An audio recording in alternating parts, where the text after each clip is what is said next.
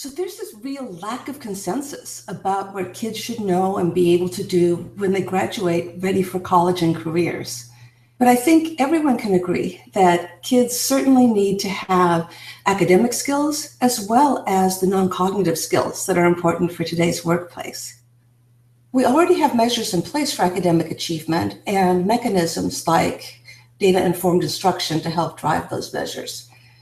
Mike Gilniak and I have felt that we need a balancing metric, a non-cognitive metric, and we've chosen student agency. This is our inquiry into the student-centered practices that unleash intrinsic motivation to drive agency and academic achievement for students. To jumpstart our work, I've spoken with experts and practitioners and teachers and thought leaders about the cultures and the practices and the pedagogies that drive academic outcomes and agency for students.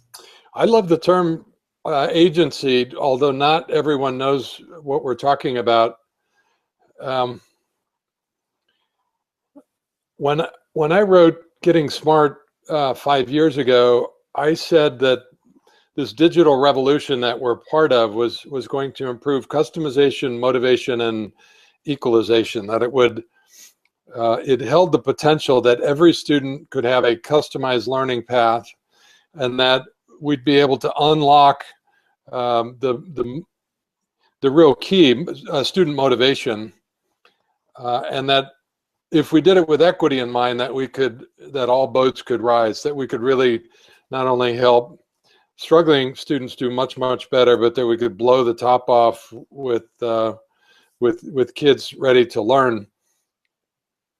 You and I have seen many low agency environments.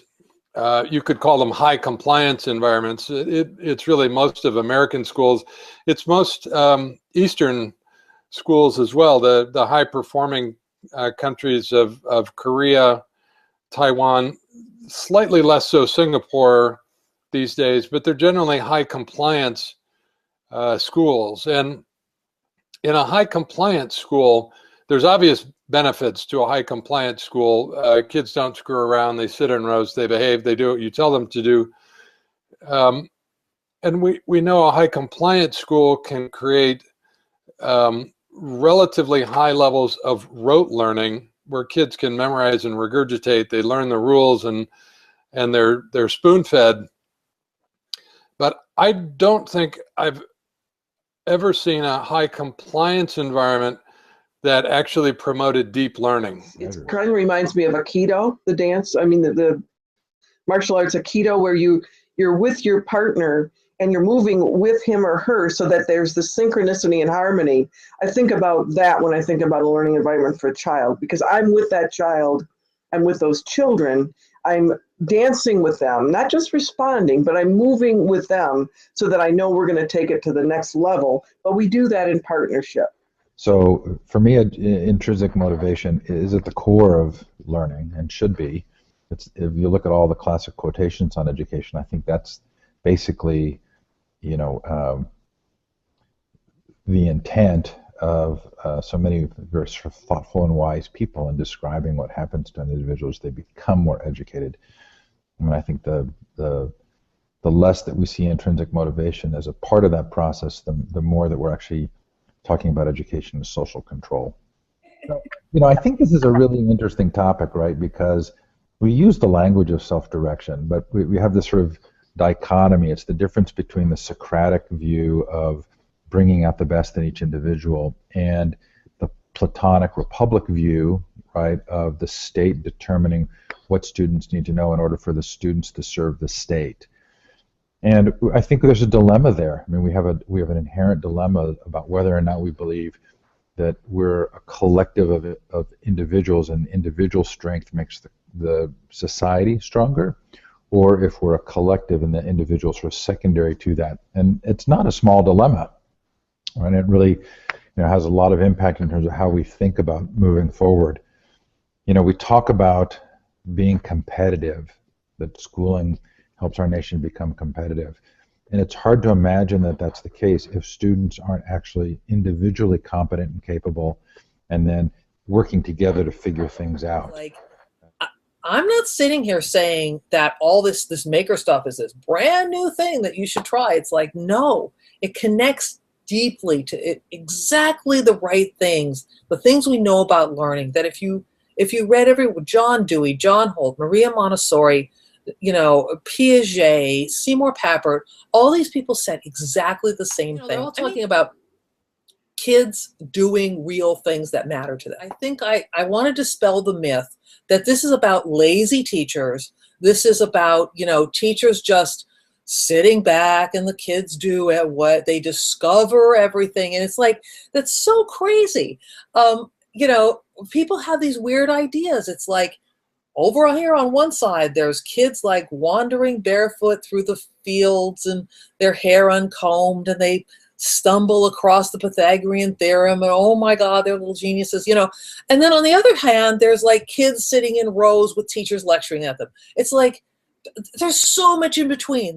Well, I think that anytime you can give kids a link to the real world, make them understand that things are relevant, put them in the driver's seat, that is motivating. It's intrinsically motivating because they're the ones that are thinking of these things. They're the ones who are having ideas. And, the fun part of being on the cutting edge is nobody's an expert, right? The teachers who were doing 3D printers and, adding the Internet of Things to the classroom were like, well, I don't know, let's figure it out, which is an incredibly powerful stance for a teacher to model that being a learner who's open to anything.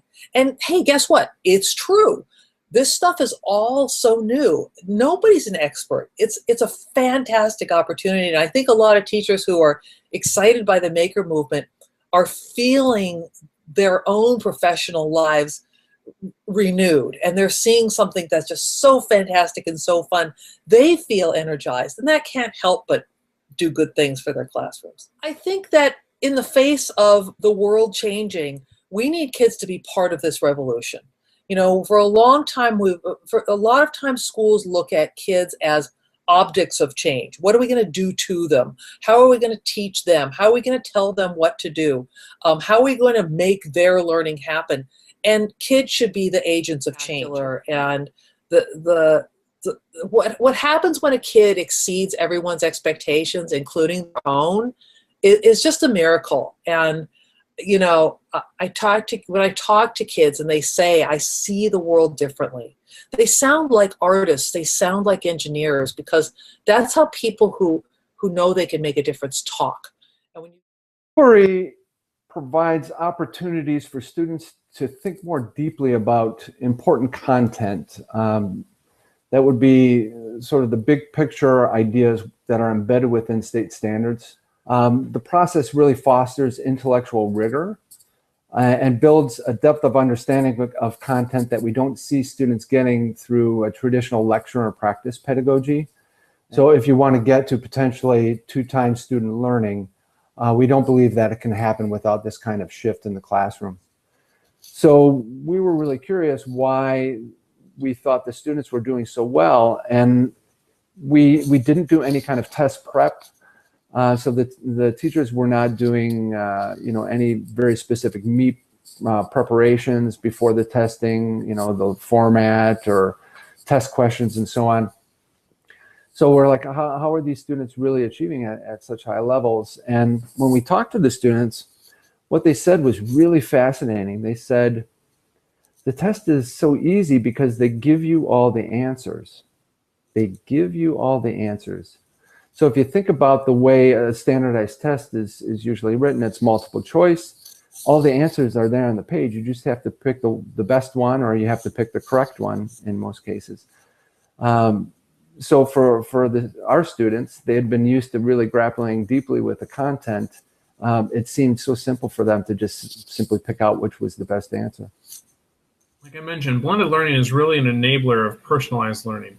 And I think that really gets at a number of needs of students in terms of their needs as learners.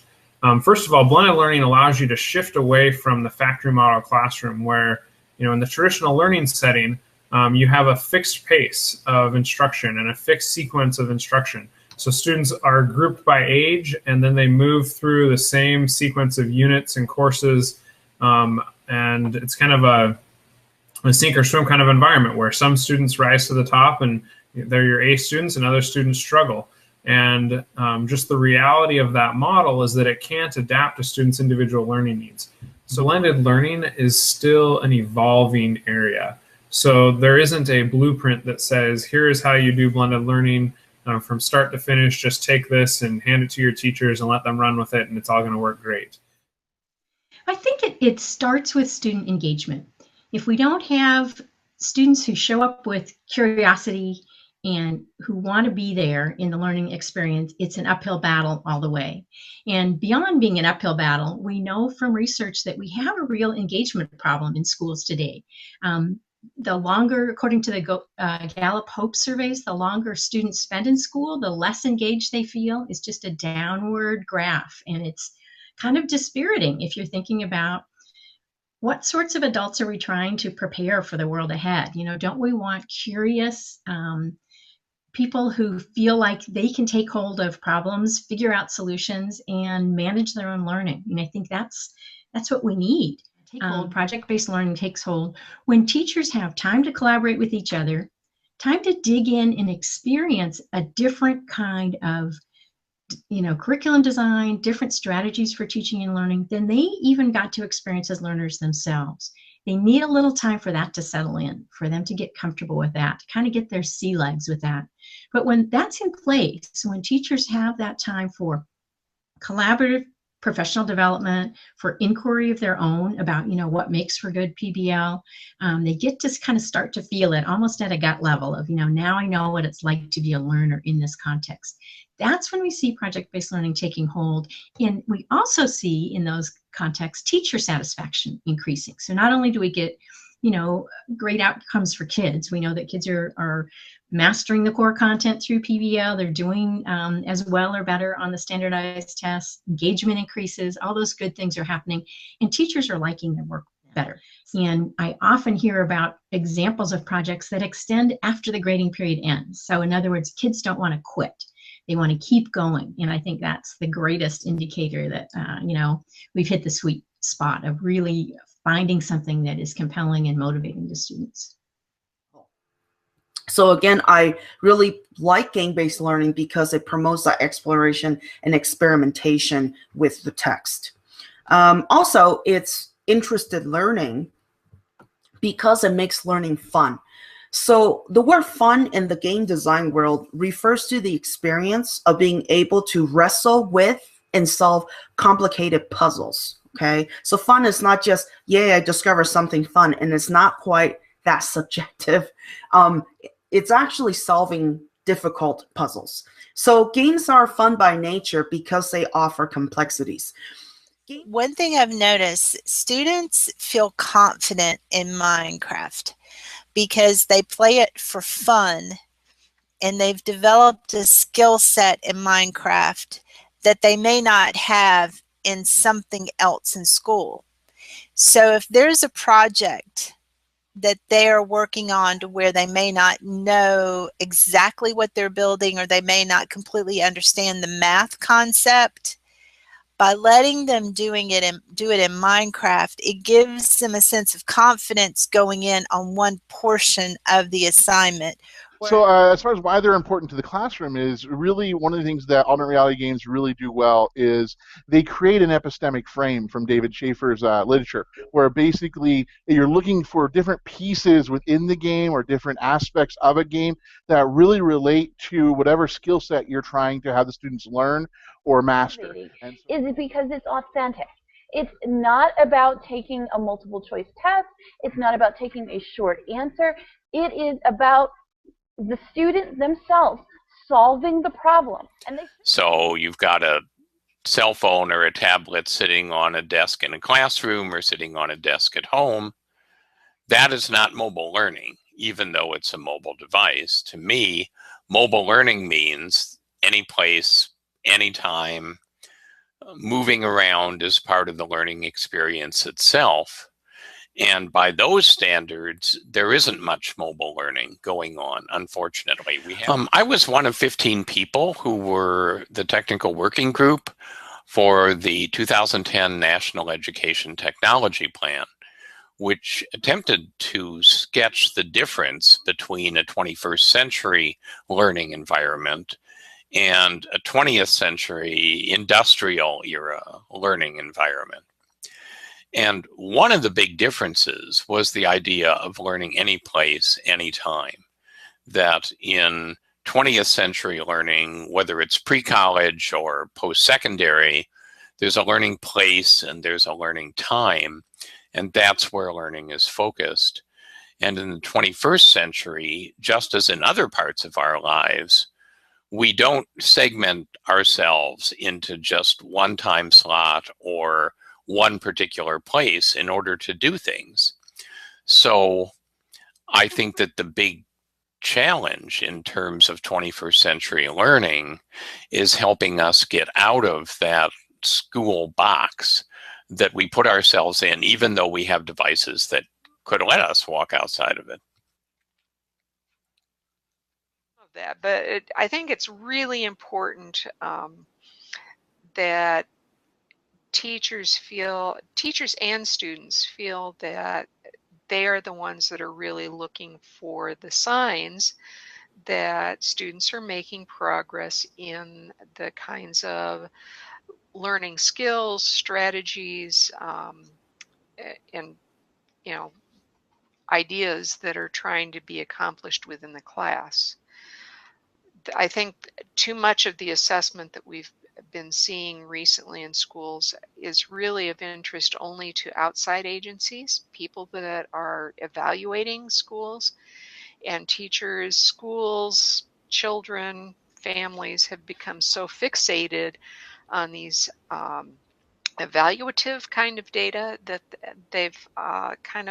they're spending too much time with that and not enough with really assessing what's going on day by day in the classroom. An analogy I use for this is going to the doctors. If you're ill and you go to the doctor and he makes or she makes all her decisions based on what your temperature is, you're not going to get a very good diagnosis about what to do with your symptoms. You really want to have more exhaustive diagnostic information, and that's really what embedded formative assessment does, is it gives the teacher diagnostic information that tells them what they should be doing next to help their students' learning. So partly, so I think of how to change schools a lot from the inside out and from the outside in, and I'll take them both separately. Because there are many really, really smart and well-intentioned people trying to reform the school system and doing very interesting things like the flipped classroom, project-based learning, all sorts of different formative assessment. I don't know what. There's, using Minecraft to teach, doing maker work, all kinds of beautiful things. And I think it's awesome. The only problem is that almost all of them still live inside what's called the hidden curriculum of school, which means that the school's architecture and infrastructure and norms and rhythms are all designed for mistrust of you, the student. Well, I think if I ran a school, or I lived right next to a school and had some influence over the school, or something like that, or if a school were very brave, what they might do is stop school for a week, teach everybody the hidden curriculum of school, out the thing. Be very explicit about it, and then reorganize the school with the kids as full participants in a very democratic free school kind of way, and build systems and norms and processes, and effectively reappropriate the structures of the school in some new way.